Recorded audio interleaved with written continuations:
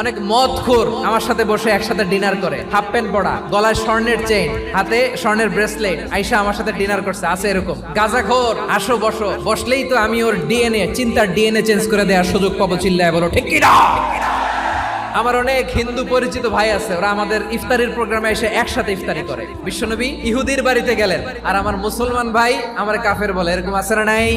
মুসলিমরা দেখতে পারে না, সহ্য করতে পারে। বিষ্ণু ইসা ইসলামের খাদেম ছিল ইহুদি, এতদিন খেদমত করলো, একদিনও বিশ্বনবী ওর কালিমার দাওয়াত দেয় নাই। কারণ কি? বিশ্বনবী একটা ভালো সময়ের অপেক্ষা করতেছিলেন, দায়ী সুযোগ খুঁজে কখন দাওয়া দিলে ব্যাটে বলে হবে, ঝোপ বুঝে কোপ মারে। বিষ্ণু ইসা ইসলাম ভালো সময়ের অপেক্ষা করতেছিলেন, দেখি আস্তে আস্তে এমন সময় আসছে, ছেলে এবার মুমূর্ষ, যখনই টাইমিং পেয়েছেন দাওয়াত দিলেন, পড়ো লা ইলাহা ইল্লাল্লাহ। প্রতিবেশী ইহুদি হোক হিন্দু হোক, যাবেন, সুসম্পর্ক রাখবেন, উপহার দিবেন, বিপদে পাশে দাঁড়াবেন, অসুস্থ হইলে একটু আপেল নিয়ে যান, আঙ্গুর নিয়ে যান। ইসলামের বিউটি দেখে, সৌন্দর্য দেখে অবাক হবে, নসিব ভালো হলে কোনোদিন কালিমা পড়ে মুসলমান হয়ে যাবে।